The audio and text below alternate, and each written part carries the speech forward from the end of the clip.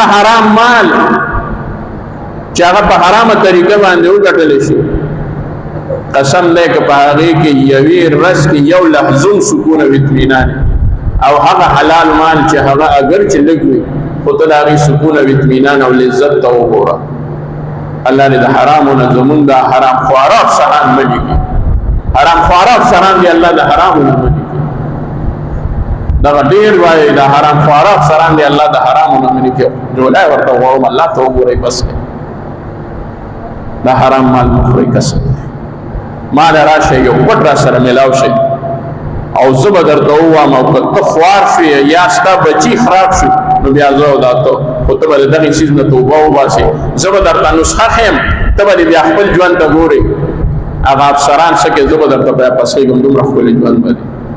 خو که د حرامو نه مو توبه وباسئ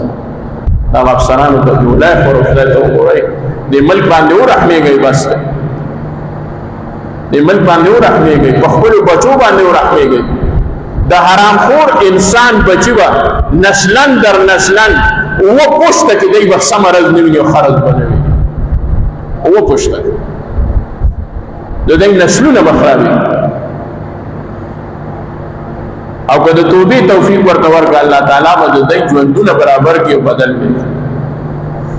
الله تعالی زموږ د ستاسو زندګۍ بدل کړي زموږ ستاسو توکل علی الله نصیب